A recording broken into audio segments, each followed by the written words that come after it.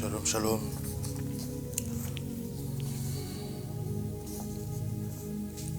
Shalom.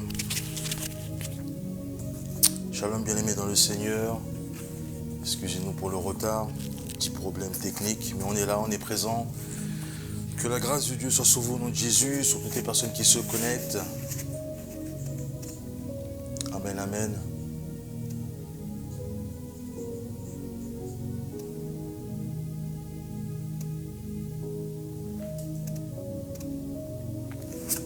Sans plus attendre, est-ce que vous pouvez partager, inviter les autres, faire signe de votre présence? Nous n'allons pas tarder à commencer notre direct pour suivre l'ascension du Mont Carmel qui était l'église et la vie de couple. Donc nous sommes à notre deuxième volet, je pense, le sous-thème est le respect. Le respect donc dans la vie de couple, le respect dans la vie sacerdotale. Donc nous vous invitons à partager s'il vous plaît, inviter les autres, liker, commenter. Nous sommes en vie, nous sommes vivants, nous sommes ensemble pour partager la parole. Donc ne soyez pas distraits, nous sommes connectés pour à peu près 1 heure. Nous essaierons de terminer à l'heure. On va voir comment on peut faire, mais le principal c'est que nous soyons ensemble afin de propager l'évangile et de partager des Écritures saintes. Bienvenue à tous et à toutes, tous ceux qui sont connectés, tous ceux qui nous suivent depuis un bon moment déjà que nous faisons ce programme. Tous les vendredis soirs, nous essayons de vous apporter quelque chose en plus, quelque chose de meilleur, quelque chose qui vient d'en haut. Amen. Que la grâce de Dieu soit sur vous. Est-ce qu'il y a des gens qui sont là, qui peuvent faire un amen, qui peuvent faire un shalom, qui peuvent partager, qui peuvent commenter, qui peuvent lâcher des likes, amen. Et puis nous allons commencer par prier et après nous allons commencer et poursuivre notre thème, amen. D'ici encore quelques secondes et puis nous allons commencer. Faites signe de votre présence, n'hésitez pas à faire un commentaire pour voir si le son est bon, pour voir si l'image est bonne. Je pense que l'image doit être bonne.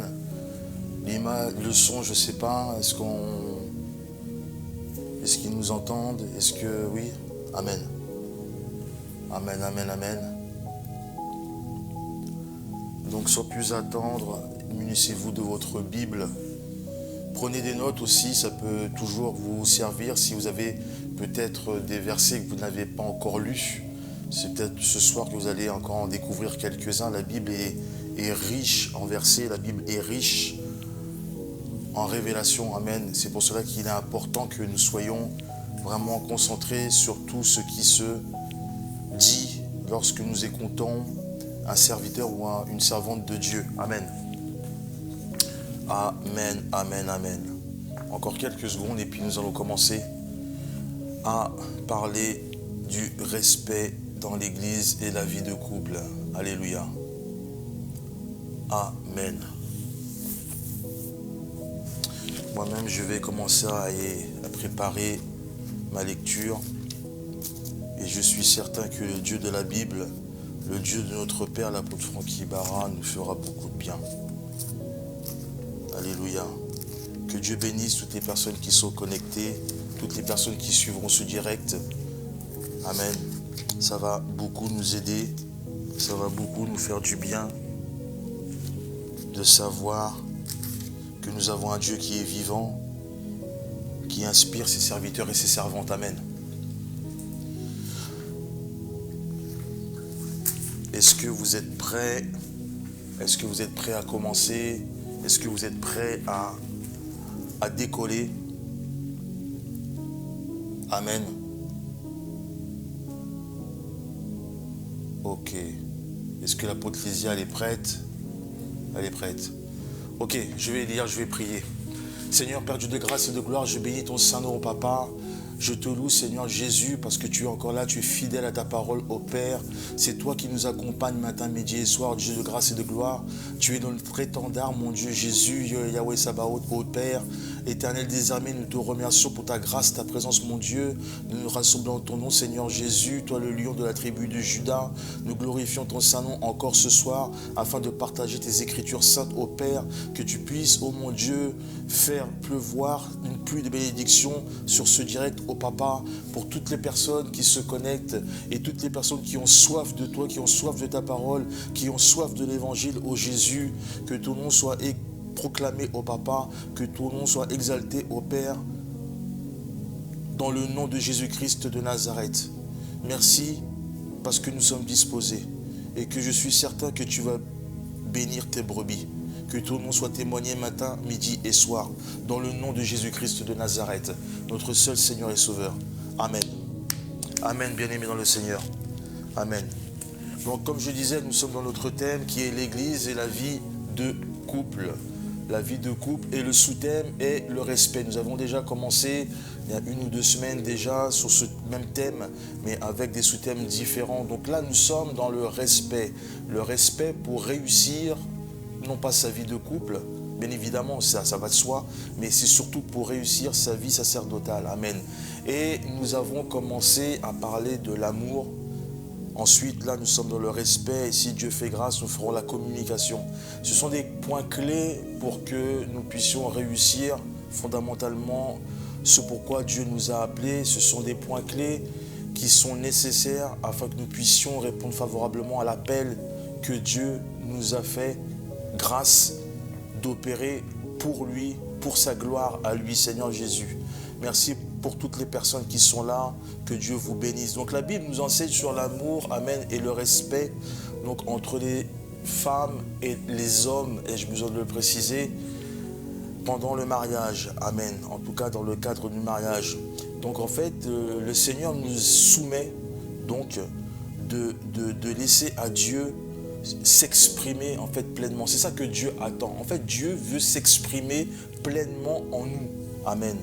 Et c'est pour cela que pour faire sa volonté, il faut que nous soyons, ou en tout cas nous fassions le choix de lui accorder sa confiance. Il faut que nous fassions le choix de lui donner notre vie. Parce que c'est lui qui est au-dessus de toute chose. C'est lui qui nous a créés. C'est lui le maître de l'univers. Et si nous faisons confiance à notre Seigneur Jésus-Christ de Nazareth, il y a beaucoup de choses que nous allons pouvoir réussir. Parce que faire le choix de lui accorder sa confiance revient à placer les autres au-dessus de soi. Amen. Les autres, ce sont nos frères, ce sont nos sœurs en Christ, ce sont toutes les personnes que Dieu veut qu'on les secourt. Amen. Et donc, aimer son prochain comme Christ nous a aimés implique de veiller sur les uns et les autres. C'est ce qui est fondamental dans la vie d'un chrétien et de se traiter avec respect. Amen. Donc nous allons commencer par lire un passage, mais avant, je voudrais préciser que le mari et la femme doivent se soumettre l'un à l'autre. C'est une condition sine qua non. Pourquoi? Parce que cela signifie que se servir l'un à l'autre, ce n'est pas un acte en fait de faiblesse, mais c'est un acte en fait d'amour. D'amour, pas physique, mais d'amour spirituel. Parce que si ce n'est pas de la faiblesse, mais de l'amour, derrière tout ça, la soumission, c'est l'amour en fait de Christ. L'amour de Christ qui s'y cache. Nous allons voir ça. Mais pour commencer, nous allons prendre un premier passage. Nous allons lire Éphésiens. Amen. Je vais le lire au nom de Jésus. Je ne l'ai pas mis, Éphésiens, parce que c'est un verset qui est long. Donc c'est Éphésiens chapitre 5, versets 21 à 33. Éphésiens chapitre 5, versets 21 à 33. Je lis au nom de Jésus. Vous soumettant les uns aux autres dans la crainte de Christ. Retenez ça. Femmes, soyez soumises à vos maris, comme au Seigneur. Car le mari est le chef de la femme, comme Christ est le chef de l'Église, qui est son corps et dont il est le sauveur. Or, de même que l'Église est soumise à Christ, les femmes aussi doivent l'être à leur mari en toutes choses. Marie, aimez vos femmes, comme Christ a aimé l'Église, et s'élèverait lui-même pour elle, afin de la sanctifier par la parole, après l'avoir purifiée par le baptême d'eau. Voyez-vous, il y a un processus. Le verset 27 nous dit, afin de faire paraître devant lui cette église glorieuse, sans tache, ni ride, ni rien de semblable, mais sainte et irrépréhensible. C'est ainsi que les maris doivent aimer leur femme, comme leur propre corps. Celui qui aime sa femme s'aime lui-même. Car jamais personne n'a haï sa propre chair, mais il la nourrit et en prend soin, comme Christ le fait pour l'Église, parce que nous sommes membres de son corps. C'est pourquoi l'homme quittera son père et sa mère et s'attachera à sa femme, et les deux deviendront une seule chair. Ce mystère est grand. Je dis cela par rapport à Christ et à l'Église. Du reste, que chacun de vous aime sa femme comme lui-même, et que la femme respecte son mari. Amen. Alors c'est un verset qui est, en tout cas un passage qui est long. Nous n'allons pas traiter tout le passage que je viens de lire, mais il était important que je le lise, parce qu'on parle vraiment là de la soumission de l'homme, mais aussi de la femme, ou inversement de la femme et de l'homme. Donc nous allons voir plusieurs choses. C'est que dans un premier temps, le verset dit, il est dit vous soumettant. Donc vous soumettant les uns aux autres. Dans un premier temps, c'est ce que la Bible nous dit. Il nous dit vous soumettant. Amen. Et un peu plus loin, dans le verset 22, il est dit soyez soumises. Voyez-vous? Donc dans un premier cas, on nous dit soumettant, et dans un deuxième cas, on nous dit soyez soumises. En réalité, dans le verbe, dans la Bible, il est utilisé le verbe à l'impératif. Soyez soumises. En fait, le verbe à l'impératif exprime un conseil, un ordre, mais ça peut être aussi une interdiction. Amen. Donc en fait, lorsque la Bible rajoute derrière comme au Seigneur, ça sous-entend qu'il doit y avoir une déférence quelque part. Il doit y avoir une autorité. Comme il a rajouté comme au Seigneur, cela veut dire que déjà, il y a une forme de comparaison. Il y a un parallèle. Amen. Donc ça, c'est quelque chose qui est très important à prendre en considération pour la suite. Et il est dit, après, un peu plus loin, au verset 25, « Marie, aimez vos femmes comme Christ a aimé l'Église. » Amen. Marie, aimez vos femmes comme Christ a aimé l'Église. Donc d'un côté, on nous a dit comme au Seigneur, et de l'autre côté, le Seigneur nous dit comme Christ a aimé l'Église. Amen. Il faut savoir que dans l'Ancien Testament, le mot Seigneur était attitré pour la divinité. C'était un titre qui était attribué à Dieu, le Seigneur, dans l'Ancien Testament. Mais pas que. Parce que dans l'Ancien Testament, il est écrit, même dans le Nouveau, dans l'Ancien Testament, il est écrit que le Seigneur, en fait, était utilisé dans bien des cas. C'est-à-dire que, par exemple, lorsqu'on parlait d'un mari, donc une femme qui s'adressait à son mari, la femme parlait de son mari en qualité de Seigneur. Elle disait « Mon Seigneur ». Voyez-vous, la femme d'Abraham, lorsqu'elle s'adressait à Abraham, elle disait « Mon Seigneur ». Amen. Un roi aussi. Un roi était appelé « Mon Seigneur ». Un frère, amen, était aussi appelé « Mon Seigneur ». Il pouvait aussi y avoir des gouverneurs. Il pouvait y avoir même les anges. Alléluia. Il pouvait y avoir beaucoup de personnes qui étaient appelées Seigneur ou Mon Seigneur. Amen. Donc c'est quelque chose qui est relativement très important pour comprendre jusqu'où, en fait, compte, la Bible veut nous emmener. Donc le mot Seigneur était pour Dieu. Mais on ne va pas dire par déni de langage, mais je dirais par, entre guillemets, respect par rapport à la personne, à l'autorité, à l'importance, à la hiérarchie. Certaines personnes étaient appelées Mon Seigneur. comme certains prophètes, amen, étaient appelés aussi mon Seigneur. Moïse était appelé Seigneur aussi. Alléluia. Vous voyez, donc le mot Seigneur, à l'époque, n'était pas qu'attribué à Dieu. Et bien que les humains n'étaient pas Dieu, mais par déférence, je disais même par déni de langage, certaines personnes étaient appelées, amen, Seigneur. Alors c'est vrai que lorsqu'on le regarde, le côté du mot, le mot Seigneur, théoriquement, comme je disais, il est attribué à une autorité, entre guillemets, à une entité. Mais il y a un Seigneur qui existe jusqu'à aujourd'hui. C'est un Seigneur qu'on appelle le Seigneur des Seigneurs, le Roi des Rois. C'est Jésus-Christ de Nazareth, qui n'a pas le même titre de Seigneur que les hommes sur terre. Le Seigneur dont je parle, c'est Jésus-Christ de Nazareth, qui a donné sa vie et qui est ressuscité afin que, justement, le mot Seigneur prenne toute sa dimension. Parce que le seul Seigneur qui règne dans nos vies, c'est Jésus-Christ de Nazareth. Il n'y en a pas d'autre. C'est pour cela qu'à un moment donné, lorsqu'il est dit au début dans Éphésiens de « mais comme » le Seigneur, c'est comme le Seigneur, pas l'homme, mais comme le Seigneur Jésus-Christ de Nazareth. Amen. Donc en fait, nous voyons dans ce que la Bible nous dit, c'est que la femme, en réalité, elle a une responsabilité. En d'autres termes, la femme, non seulement elle a une responsabilité, donc vis-à-vis de ce qui était écrit, mais aussi l'homme, la femme pour l'homme, je ne dirais pas que c'est une charge, loin de là, mais c'est une responsabilité. N'oubliez pas, l'homme est arrivé en premier sur terre, dans le jardin.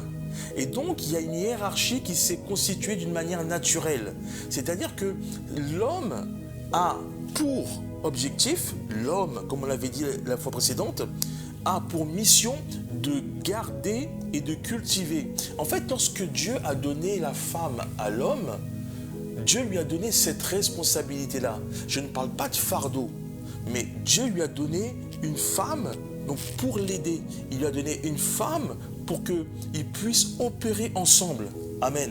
Donc l'intérêt en réalité de l'homme, en tout cas, c'est de prendre soin de sa femme. Parce que derrière cela, si ce n'est pas le cas, en fait, je pense qu'il va louper des choses qui doivent être naturelles dans la vie d'un homme et aussi dans la vie d'un couple et voire même pour l'humanité tout entière. Parce que l'homme sans la femme, l'homme ne peut pas créer. En d'autres termes, l'homme ne peut pas procréer. L'homme ne peut pas créer d'enfants. C'est-à-dire que l'homme, c'est la femme qui donne le statut à l'homme de père. C'est la femme qui donne le statut à l'homme de grand-père. C'est la femme qui donne le statut à l'homme de mari. Donc en réalité, il a tout intérêt justement de prendre soin de ce que Dieu lui a confié, donc la femme. Et d'ailleurs, c'est pour cela qu'il est préférable pour lui de respecter justement cette offrande que Dieu a fait vis-à-vis de l'homme. Parce que c'est un cadeau, c'est un don. Il est dit dans la parole, celui qui trouve une femme trouve le bonheur. Amen. Donc c'est pour cela que les gens, ils identifient le mari par rapport à la femme. Voyez-vous, lorsque les gens regardent, s'ils connaissent le couple, en fait, le couple, ils sont deux, c'est un binôme. Donc lorsqu'ils voient la femme ou lorsqu'ils voient l'homme, eh ben, ils s'identifient l'un à l'autre. Voyez-vous, pourquoi? Mais parce qu'en fait, ils vont regarder le parler, ils vont regarder la présence, ils vont regarder la prestance de la femme, ils vont regarder, amen, son intelligence, ils vont regarder sa tenue, ils vont écouter, ils vont regarder écouter son vocabulaire, ils vont regarder son intelligence, un certain ensemble de choses, amen. Et quand on voit le mari, on voit la femme, et vice-versa, parce que en fait, les deux se complètent. Les deux, c'est ce qui fait la force du couple. Et lorsque l'un se soumet à l'autre, eh ben, ils sont quasiment invincibles. Parce que le couple, ils avancent main dans la main. Parce que le couple se fait confiance, parce qu'il y a un respect mutuel qui s'est fait d'une manière naturelle et surnaturelle. Amen. Donc en fait, même si les gens ils pensent que oui, mais ils n'ont pas d'éducation, et donc forcément, s'il y en a un des deux dans le... Non, non, ça n'a rien à voir. Ça n'a rien à voir avec le niveau scolaire, ça n'a rien à voir avec le niveau social, ça n'a rien à voir avec l'âge. Le respect doit être là, quelle que soit la personne, ce qu'elle traverse, quel que soit le niveau social ou professionnel de ce qu'elle est, quel que soit le niveau scolaire qu'elle a atteint, le respect, il doit être mutuel. Et en fait, d'ailleurs, Dieu a dit, soumettez-vous les uns aux autres. Et il est dit que femmes, soumettez-vous à vos maris. Mais il n'a jamais parlé d'âge, il n'a jamais vous voyez, il n'a pas parlé de niveau, il n'a pas parlé de tout ça. Il a juste dit, soumettez-vous à vos maris. Je ne sais pas si j'ai mis la définition de... Je sais pas si j'ai mis la définition... Oui, non? Non? Ah, dommage. Ok. J'avais mis la définition justement de la soumission. Et je ne sais pas si je... Non, je ne pourrais pas attraper ça rapidement. Bon, c'est pas grave. Il parlait de la soumission, mais il y avait diverses possibilités de compréhension dans la soumission. C'est pas grave, je le mettrai dans les commentaires, vous allez voir. Et c'était intéressant à lire. Mais bon, j'ai oublié de le mettre. C'est pas grave, c'est pas grave en soi. Bref. Et c'est pour ça que y a une histoire dans la Bible, bon, parmi tant d'autres, mais j'ai sélectionné une histoire dans la Bible. C'est l'histoire en fait d'une femme, et cette femme-là vivait en fait avec un homme qui était très riche, un homme qui avait beaucoup de bétail, un homme qui, comment dirais-je, qui avait un problème, un sérieux problème. C'est-à-dire que c'était un monsieur qui n'était en fait pas heureux, c'est un monsieur qui n'était jamais content, il avait un mauvais fond, il avait un mauvais caractère. Cette femme, c'est Abigail, et l'homme dont je vous parle, il s'appelle Nabal. En réalité, ce qui s'est passé, c'est que en fait, Nabal avait des bêtes, avait des bergers et avait des tondeurs. Donc, ils étaient à Carmel. Et ce qui s'est passé, c'est que pendant la période où le roi David était en cavale par rapport à Saoul qui fuyait justement pour protéger sa vie, et David a entendu parler que Nabal était à Carmel. Donc, il a fait envoyer des gens pour aller voir Nabal, pour demander à Nabal s'il y avait possibilité que Nabal puisse les nourrir donc, et leur donner à boire. Parce que pendant un certain temps, David ainsi que son armée avaient veillé sur les bergers donc, de Nabal. Amen. Et lorsque les serviteurs donc, de David se sont présentés devant Nabal, donc ils ont répété ce que David leur a dit, à savoir, est-ce qu'il y a possibilité donc de leur donner à boire et à manger. Et en fait, la réponse, elle était inattendue, parce que on parlait quand même de David. Et David a fait envoyer des messagers. Mais Nabal, en fait, contre toute attente, n'a pas répondu favorablement à la requête des messagers de David. Et ce qui s'est passé, c'est que Nabal a été méprisant dans sa réponse. Nabal a été irrévérencieux dans sa réponse. Nabal n'a pas fait en fait ce qu'il aurait dû faire par rapport au service rendu. Donc lorsque les messagers sont retournés voir David et ont répété ce que Nabal avait dit, Nabal a pris 200 soldats et est parti pour faire la peau à Nabal. Sauf que il est dit dans la Bible que les serviteurs de Nabal sont partis voir la femme de Nabal pour expliquer ce que Nabal avait dit et ce que Nabal avait fait. On peut lire ça dans 1 Samuel chapitre 24 versets 14 à 17. 1 Samuel chapitre 20, excusez-moi, 1 Samuel chapitre 25, pardon, chapitre 25 versets 14 à 17. Tu peux, vas-y, tu peux lire. 1 Un des serviteurs de Nabal vint dire à Abigail, femme de Nabal, voici David a envoyé du désert des messagers pour saluer notre maître qui les a rudoyés.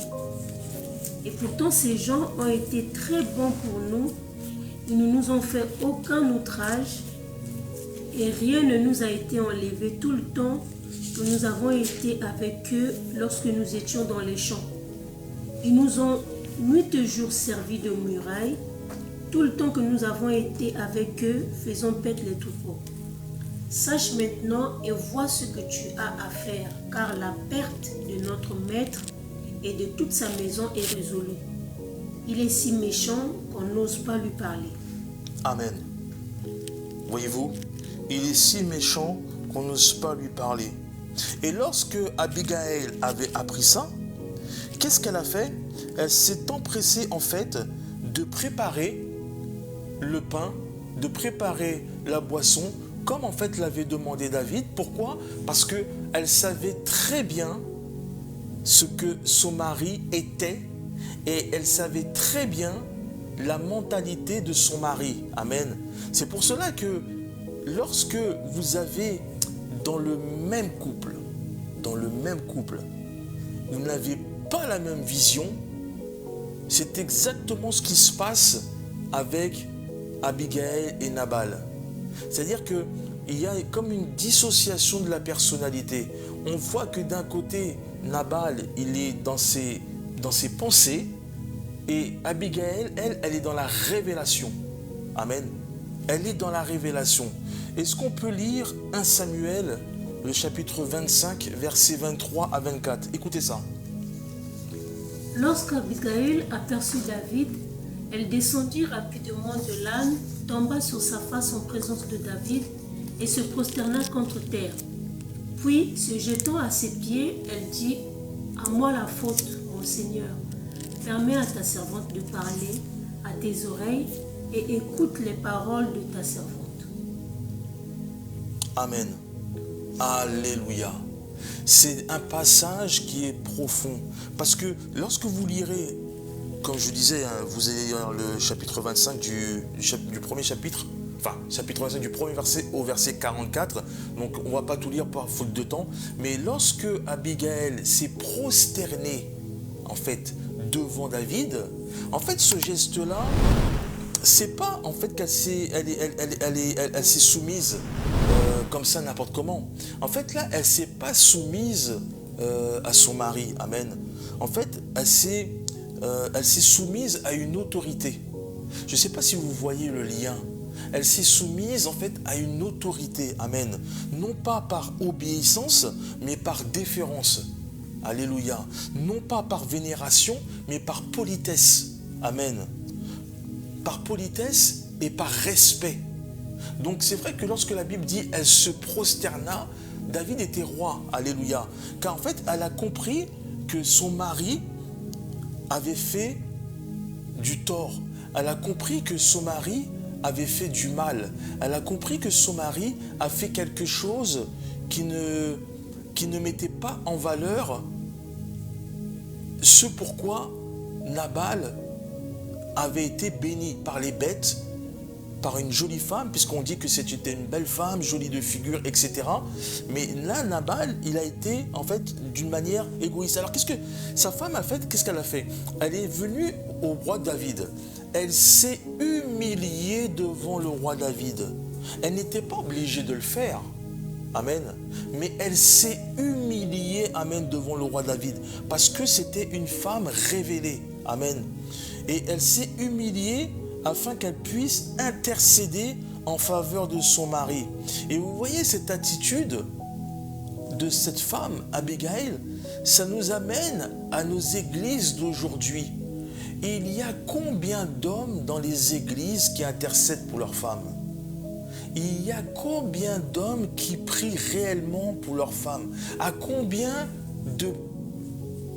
d'hommes s'énumèrent leur présence dans les églises? Amen. Et ça, c'est une réalité. Il y a plus de femmes que d'hommes dans les églises. Alors pourquoi? Est-ce qu'il y a une règle? Est-ce qu'il y a un mystère derrière? Est-ce que je ne sais pas.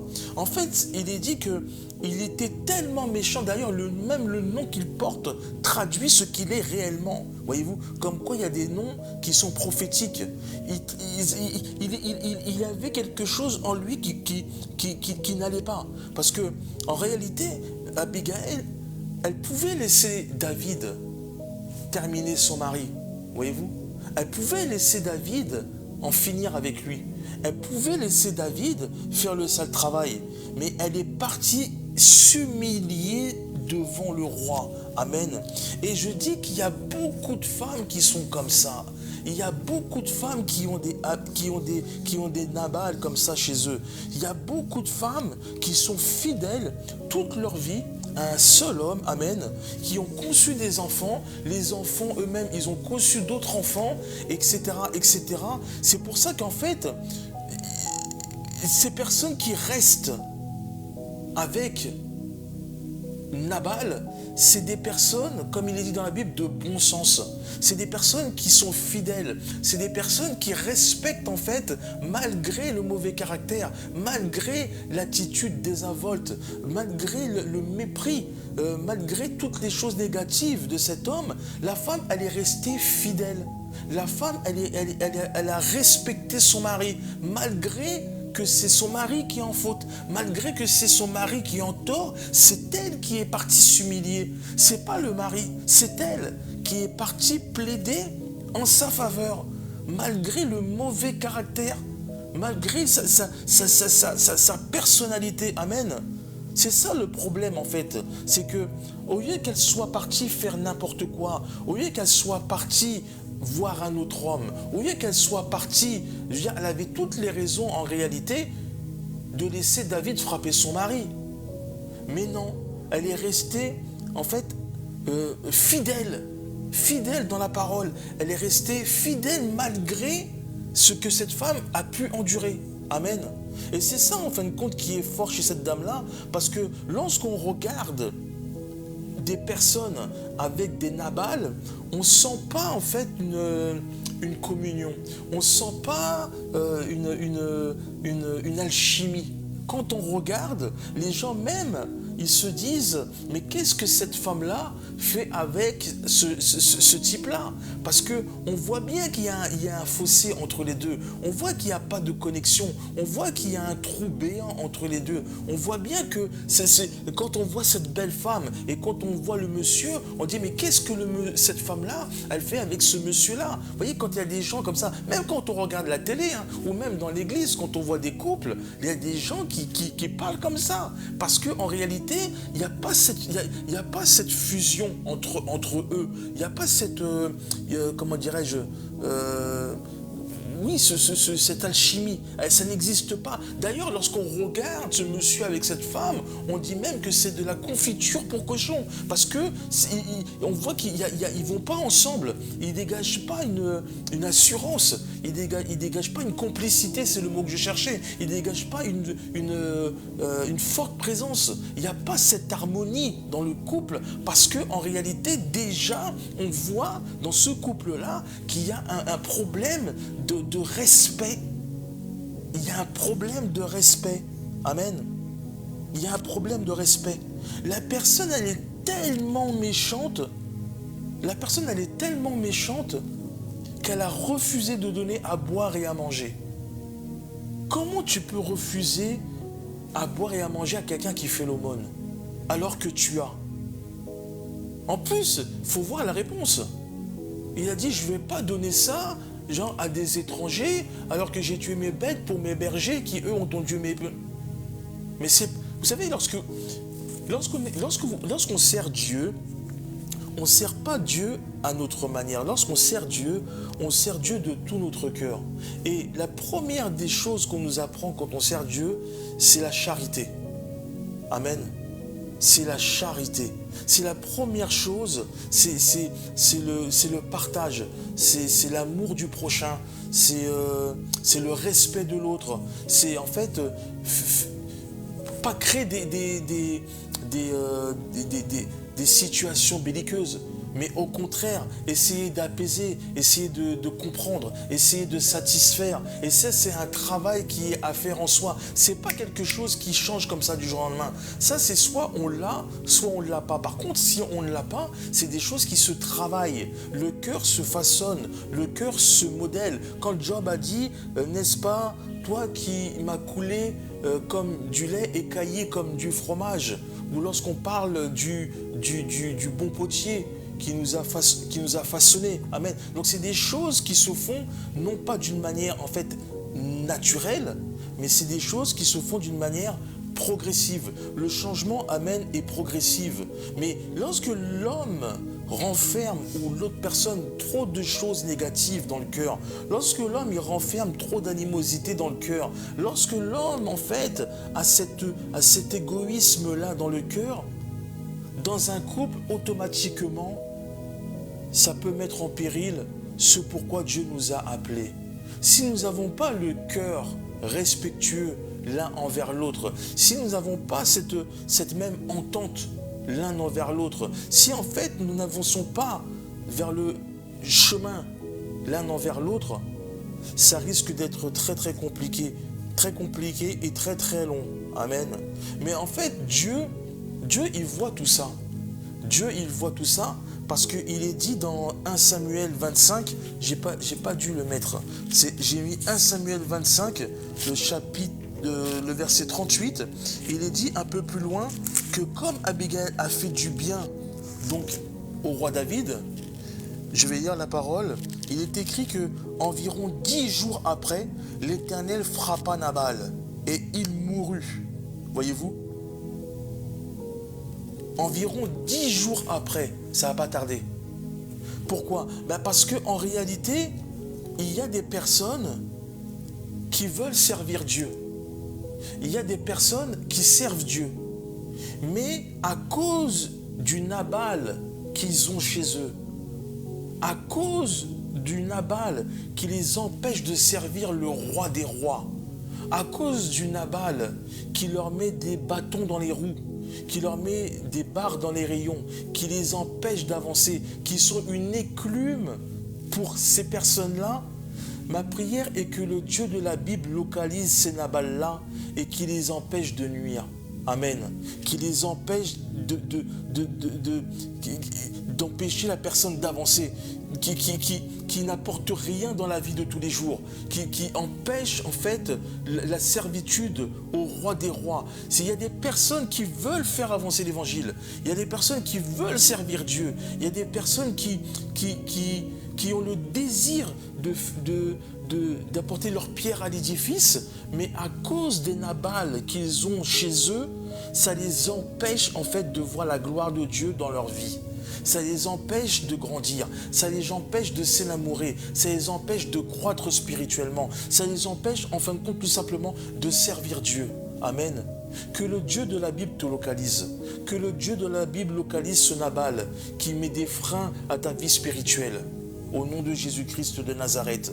Et malgré cela, la Bible dit qu'elle a continué à servir. Malgré qu'elle vivait peut-être un calvaire dans le quotidien. Parce qu'il est dit que même les serviteurs de Nabal ne voulaient même plus avoir affaire à Nabal. Ils sont partis voir la femme.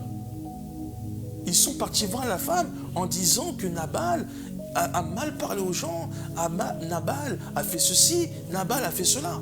C'est-à-dire qu'il y a un moment donné, les gens, ils ne veulent plus avoir affaire à ce genre de personnes. Pourquoi? Parce que c'est des personnes qui sont toxiques pour la vie spirituelle. C'est des personnes qui sont toxiques pour la vie de couple. C'est des personnes qui ne font pas avancer l'évangile. Au contraire, ils mettent des embûches, ils font front, ils s'opposent, ils mettent des barrières. Alléluia, contre la parole de Dieu, contre l'évangile, contre les œuvres de Dieu. Le roi David est venu avec des personnes affamées et assoiffées. Mais Nabal n'a pas voulu les servir. Et en plus, il est dit que lorsque ils sont retournés, lorsque Abigail est retournée dans son foyer, il est écrit noir sur blanc que Nabal préparez, mot pour mot, préparez un festin de roi. Amen. Préparez un festin de roi.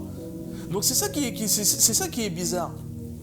Parce que, vous voyez, cette femme-là, elle est retournée chez elle, mais ça sous-entend qu'en réalité, c'est une femme qui avait l'habitude de vivre ça. C'est une femme, en fait, qui, comme plein de femmes, elle souffre, en fait, de l'intérieur. C'est une femme qui ne montre rien à l'extérieur. Elle ne laisse rien transparaître.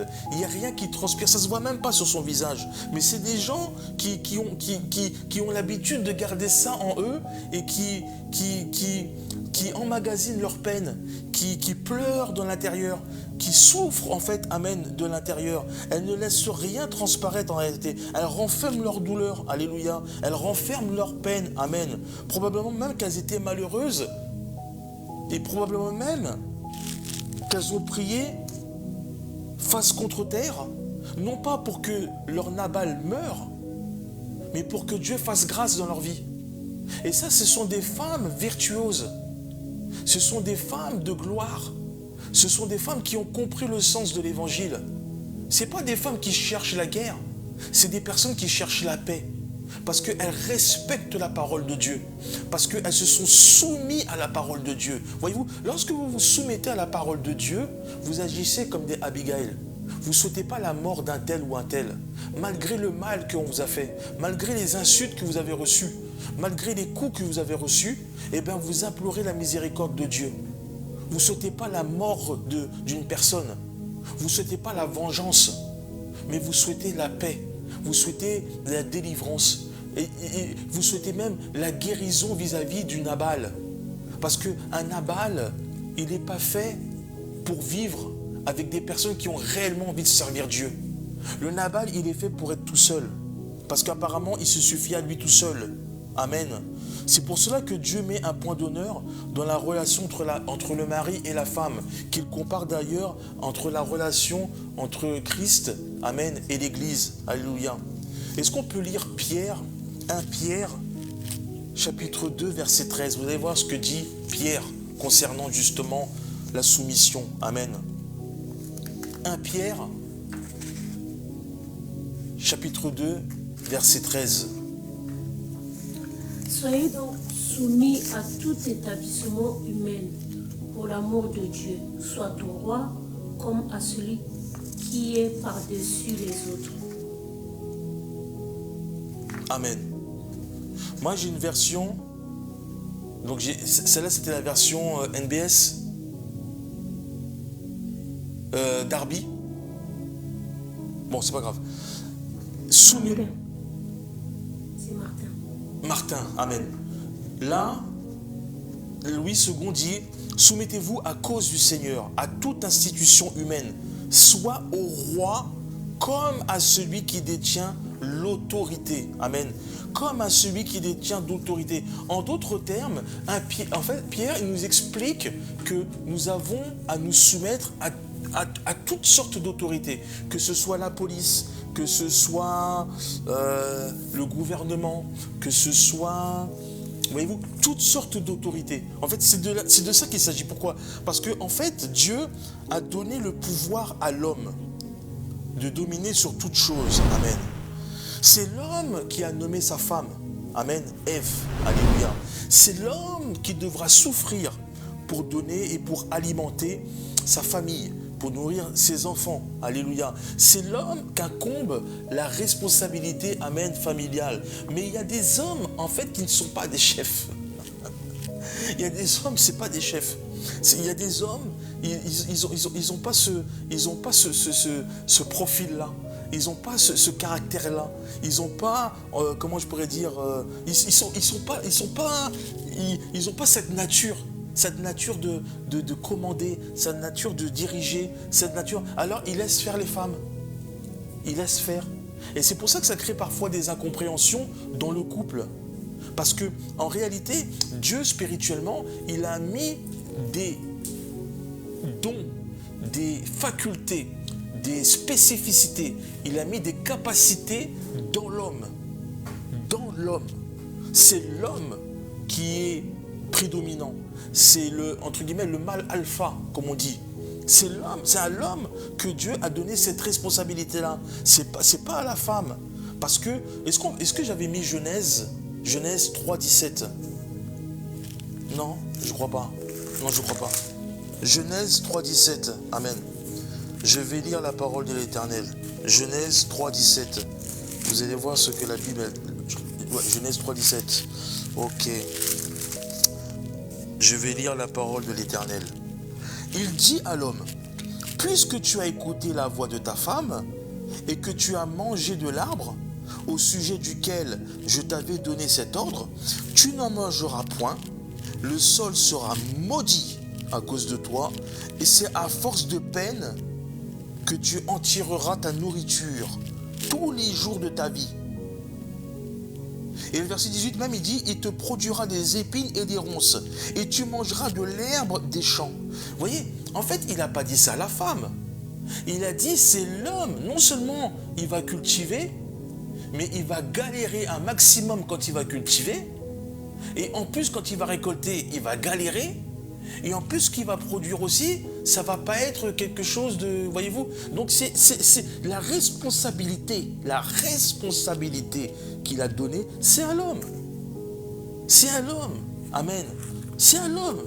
Mais en fait, pour beaucoup de femmes, aujourd'hui, et je vais parler de quelque chose qui ne va pas forcément plaire à tout le monde, mais je vais parler d'une réalité. D'accord? Et tout ça, c'est biblique. Hein. Donc, en fait, il y a des femmes qui ne se soumettent pas à leur mari parce que pour elles, aujourd'hui, le fait de se soumettre, c'est quelque chose qui est complètement désuète. Le fait de se soumettre, pour certaines personnes, certaines femmes, se soumettre à leur mari, c'est quelque chose qui est archaïque.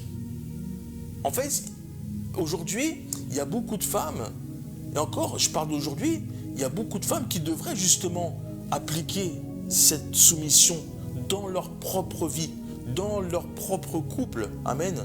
Compte tenu en fait de l'évolution sociale de la femme. Justement, ça devrait être le contraire.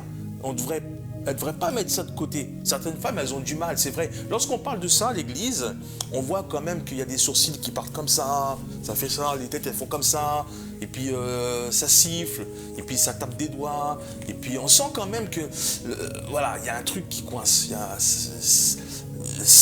y a le mot soumission, c'est voilà. Pourquoi? Parce qu'il y a beaucoup de personnes qui s'interrogent en fait sur le mot soumission. Parce que en fait, le mot soumission, dans la tête de certaines personnes, ça résonne comme une soumission type physique. Ça résonne comme une soumission type psychologique, une solution mentale. Et en fait, elles attribuent ça à de l'esclavage. Lorsque moi j'ai des discussions avec des femmes, comme au travail, tout ça, lorsque je parle de soumission, ils ne comprennent pas. Oui, ils bug. Ils ne savent pas. Ils s'interrogent. En fait, ils me regardent comme si je venais de la planète d'Elon Musk. En fait, ils ne savent pas. Ils me regardent en fait avec des gros yeux et ils me disent comment ça soumission? Parce que le mot soumission, ils attribuent ça à de l'esclavage. Amen. Ils pensent que lorsqu'on dit soumettez-vous à vos maris, ça veut dire que la personne, on va l'enchaîner, elle va rester dans un coin comme ça, comme un non, en fait, il y a des gens qui pensent à ça. Est-ce qu'on peut lire Romains chapitre 1 verset 1? Vous allez voir comment l'apôtre Paul comparait sa soumission à lui, la sienne. Écoutez ça. Romains 1, verset 1. Et c'est la version NBS, Nouvelle Bible Seconde.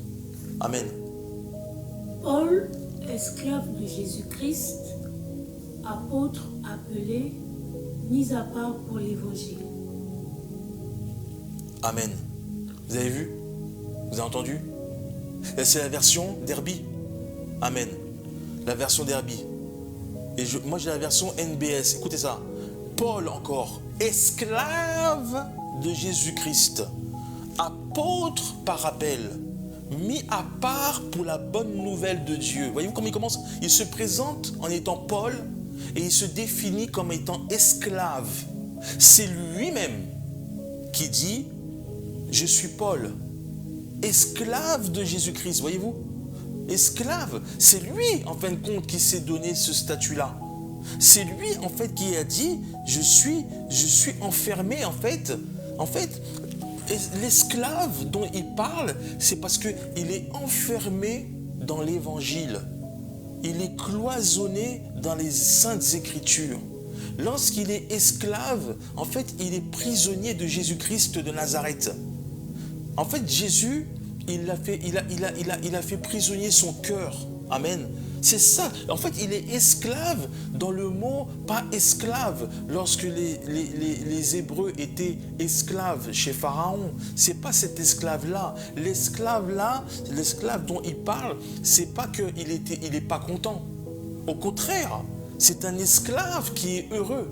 C'est un esclave qui est content parce qu'il sert Dieu, parce qu'il a accepté Jésus-Christ en tant que Seigneur et Sauveur, parce qu'il enseigne. Amen. C'est ce genre d'esclave-là, en réalité, que nous sommes tous amenés à être. Est-ce qu'on peut lire Romains chapitre 6, verset 2 ?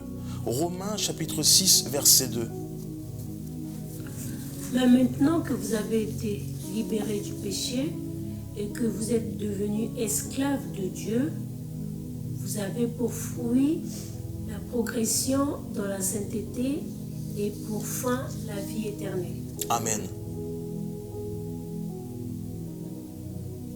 Mais maintenant, étant affranchi du péché et devenu esclave de Dieu, voyez-vous, esclave de Dieu. En réalité, pour certaines femmes, l'idée de se soumettre à quelqu'un, ça tient du rabaissement. En fait, pour certaines femmes, l'idée de se soumettre à son mari, ça tient de l'humiliation. À bien plus forte raison, je dis bien, son mari. Amen, son mari. Parce que, en fait, je peux comprendre. Je vais vous dire pourquoi. Parce que il y a beaucoup d'hommes. Qui ont abusé du pouvoir que Dieu leur a donné. Il y a beaucoup d'hommes qui ont abusé de cela.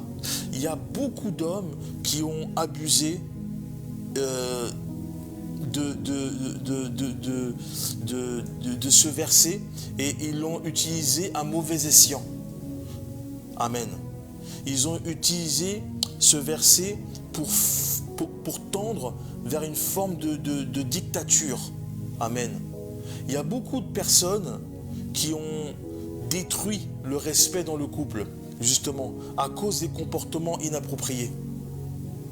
Amen.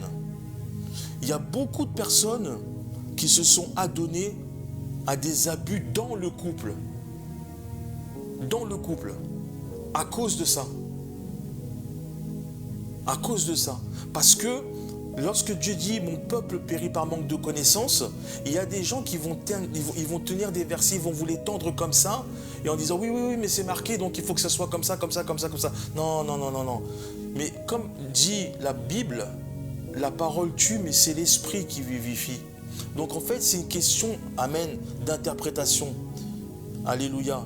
Et ces versets qui ont été mal interprétés, justement, c'est pour justifier tout acte de maltraitance qu'il y a eu dans le couple, qu'il y a eu dans le foyer, qu'il y a eu dans le service pour Jésus-Christ de Nazareth, pour l'Église. Amen. Ce sont des personnes qui ont enfreint, entre guillemets, la parole de Dieu, qui ont pris la parole et qui l'ont manipulée. Mais être soumis à son mari, ce n'est pas un acte d'humiliation. En fait, c'est remettre tout simplement les choses à leur place. C'est quoi? C'est comme il est dit que c'est l'homme qui est chef. C'est juste une manière de présenter les choses. Mais si on interprète cela comme étant, oui, vous vous humiliez, ou alors vous vous soumettez, ou alors vous vous rabaissez, cela n'a rien à voir. Pourquoi est-ce que Dieu élève la femme dans la Bible et de l'autre côté, il rabaisserait la femme? Ça n'a pas de sens. le mot soumettre, le mot soumission, c'est tout simplement donner l'autorité ou garder ou laisser l'autorité à l'homme. Mais ça n'enlève rien à ce que le fait de donner l'autorité ou de laisser, amen, laisser l'autorité à l'homme, comme Dieu le veut, ça n'enlève rien à la personnalité de la femme. Ça ne va pas enlever le caractère de la femme. Ça ne va pas enlever son intelligence.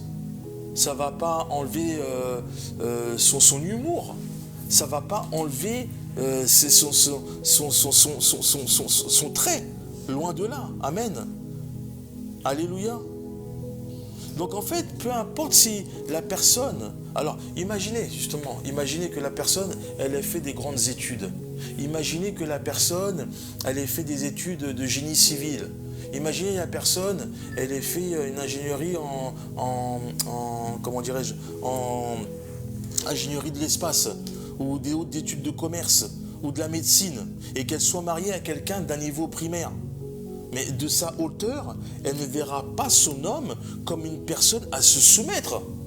D'autant que si la personne, elle est chef d'entreprise. C'est pour cela que Dieu n'a pas précisé que oui, si l'homme il est ceci, ou si la femme elle est cela, alors il n'y a pas d'inversion de rôle. C'est pas ça. Dieu, par son amour, en fait, il a dit, laisse l'homme comme ça, et toi fais ça. C'est juste pour qu'il ait un unique interlocuteur.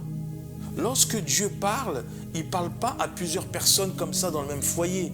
Lorsqu'il donne des ordres, lorsqu'il donne des directives, lorsqu'il parle à un serviteur de Dieu, il parle à une personne directement pendant son rêve, pendant des songes, pendant toutes sortes de choses, à travers l'homme de Dieu, à travers le Père spirituel, la Mère spirituelle, etc. Donc la soumission ne signifie pas que vous êtes faible.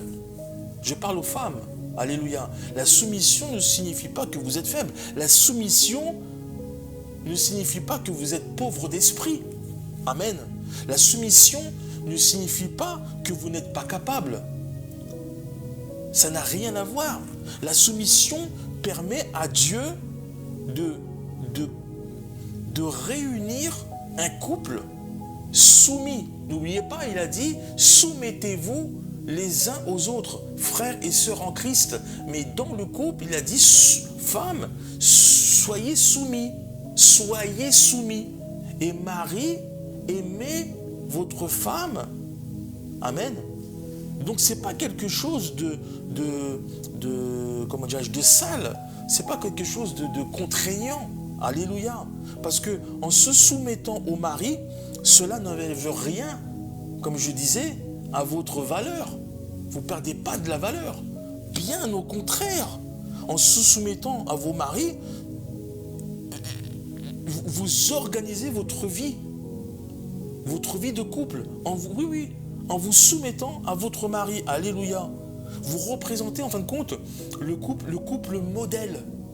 Amen. Vous formez en fait une équipe. Vous démontrez tout le potentiel d'un travail conjoint. Le fait de se soumettre les uns aux autres aussi vous fait marcher avec la même vision, avec le même but, le même desiderata, les mêmes pensées, la même envie. L'un peut suppléer l'autre sans problème. Amen. Car vous avez la même culture d'évangélisation. Vous avez le même esprit, amen, spirituel. Et d'ailleurs, la femme s'en retrouve même distinguée. On peut lire ça dans Proverbes. Alors, vous pouvez prendre le Proverbe 31, versets 1 à 31. Amen. Excusez-moi, oui. Vous pouvez prendre le Proverbe 31, de 11 à 31. Vous allez voir comme la Bible est dithyrambique envers la femme. Mais alors, attention, on ne va pas lire de 11 à 31, mais j'ai choisi quelques versets que l'apôtre Lysia va nous lire. Donc il y a le verset 11, 12, 15. Est-ce que l'apôtre Lysia, tu peux nous le lire s'il te plaît? Le cœur de son mari se confie en elle. Excuse-moi, tu peux dire le verset avant? S'il y a le verset avant? Verset 11. Voilà. Le cœur de son mari se confie en elle et il ne manquera point de butin. Je parle bien, écoutez-moi bien.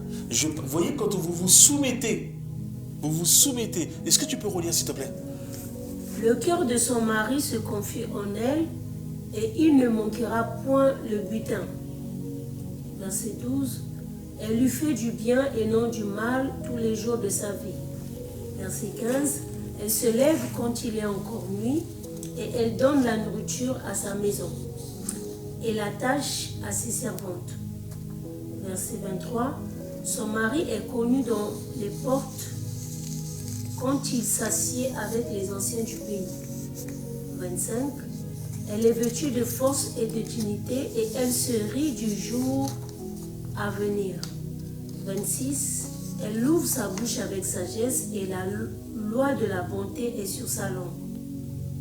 27. Elle surveille les voies de sa maison et ne mange pas le pain de la paresse. 28. Ses fils se lèvent et la disent bienheureuse, son mari aussi, et il la loue. Amen.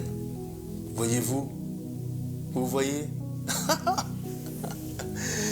C'est merveilleux ce qui est écrit. C'est merveilleux. Voyez-vous? C'est pour ça qu'on a trop tendance en fait à sous-estimer la parole de Dieu. La parole de Dieu n'est pas faite pour rabaisser. La parole de Dieu, elle est faite pour que nous puissions nous élever ensemble. Alléluia, nous puissions comprendre ce qu'il attend réellement de nous. En fait, le respect, je vais m'arrêter par là, malheureusement, mais le respect, c'est ce qui commence d'abord dans le couple pour que nous puissions après le propager pour l'évangile. Mais déjà, il faut déjà qu'on ait une base, il faut déjà qu'on ait une structure solide. Il faut que nous puissions, comment dirais-je, être en accord, lui et elle et lui, avant de pouvoir servir Dieu. Donc il y a un travail en amont à faire, il y a un travail de fond à faire. Parce que sans ça, ça va se quereller, ça va pas produire des bons fruits, alléluia. Ça va pas produire son effet. Lorsque vous servez Dieu dans des mauvaises conditions, dans un mauvais environnement, dans un mauvais contexte, vous allez mal servir Dieu. C'est pour ça qu'il est important en fait d'avoir toutes les dispositions nécessaires pour pouvoir répondre et accepter ce pourquoi Dieu nous a appelés. L'acceptation de Jésus-Christ en nous-mêmes, c'est déjà un premier pas. Gloire à Dieu. Après, servir Dieu à deux, ça nécessite beaucoup d'efforts. Ça nécessite de l'altruisme. Ça nécessite de l'abnégation. Ça nécessite de la complémentarité. Amen. Ça nécessite de la solidarité. Ça nécessite de l'amour, on l'a vu. Et ça nécessite du respect. Lorsqu'il y a du respect dans le couple, les gens peuvent après faire ce quoi Dieu nous a appelés. Amen. Je vais m'arrêter par là parce que sinon je pourrais continuer encore pendant 1 heure.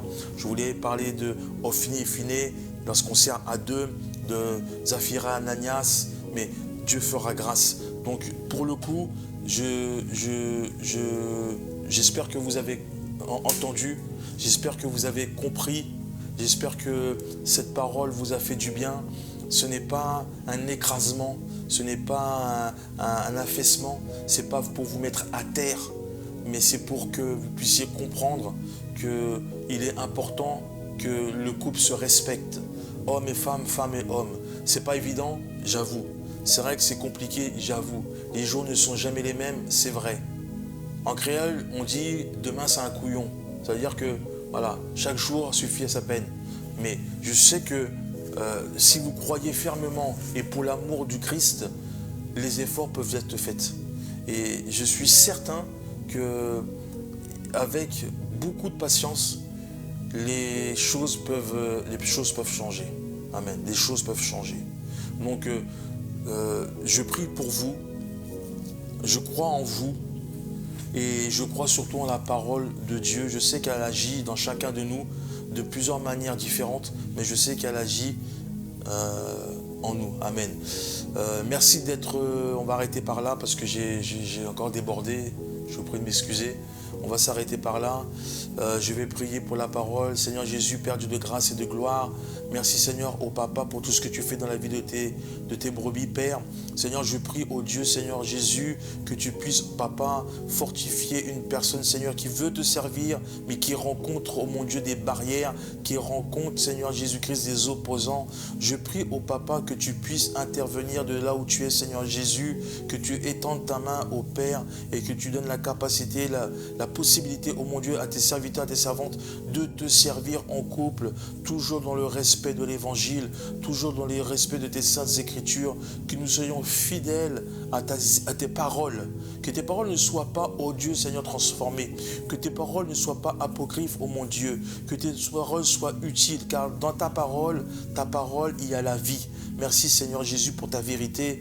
Merci au Père de toucher une personne de là où elle est, que tu puisses la faire grandir encore, que tu la fortifies, Jésus-Christ de Nazareth, que tu lui montres le vrai chemin, le chemin qui mène vers la rédemption, vers la grâce, vers la gloire, vers l'éternité, vers le salut, car tu es le bon chemin, la vérité et la vie. Merci pour ta grâce, Papa. Merci pour ton amour, ô Père. Que ton nom soit témoigné maintenant et pour l'éternité, dans le nom de Jésus-Christ de Nazareth, notre seul Seigneur et Sauveur. Amen. Amen, bien-aimés dans le Seigneur.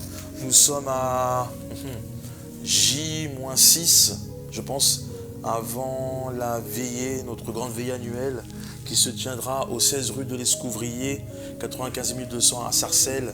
C'est une veillée de gloire, une veillée comme on en a rarement vu. Et vous êtes tous et toutes invités le vendredi 18 avril à 22 h à Sarcelles, 95 200 Sarcelles. Venez nombreux, il y a de la place pour tout le monde. Même si à chaque fois nous faisons sable comble, nous rajoutons des chaises, ce n'est pas un problème. Mais venez au nom de Jésus-Christ de Nazareth. Vous savez, vous allez être combattus parce que ce sont des événements qui sont extraordinaires, qui sont surnaturels. Et si vous croyez en Dieu, un temps soit peu, si vous croyez, ne serait-ce que vous avez une petite flamme qui brûle en vous, qui vous dit de venir, eh bien venez. Parce que c'est une veillée qui se tiendra de 22 h à 5 h du matin. Il y aura de l'animation. Quand je parle d'animation, ne vous attendez pas à avoir des fléchettes et des ballons. Mais vous allez avoir l'orchestre, nous allons louer Dieu, nous allons chanter Dieu, vous allez voir. Il y aura des personnes qui viendront de très loin, juste pour vous, voyez-vous. Donc des gens qui viennent de l'île Maurice quand même, je ne sais pas si vous vous rendez compte. Des gens qui viennent d'Afrique, des gens qui viennent de Suisse, des gens qui viennent vraiment pour faire quelque chose dans votre vie, vous apporter une parole qui mettra fin à vos problèmes. J'en suis sûr et certain. Que la grâce de Dieu soit sur vous au nom de Jésus. Nous ferons notre direct le jeudi prochain. Nous mettrons ça un jour à l'avance pour ne pas perdre le fil et le rythme. Et rendez-vous pour ceux qui nous suivent. Rendez-vous à l'église Shekinah à Sarcelles. Et que Dieu vous bénisse. N'oubliez pas que Dieu vous aime, Jésus vous aime. Il nous a aimé le premier et il continuera de nous aimer. Que la grâce de Dieu soit sur vous, notre Jésus-Christ. Shalom.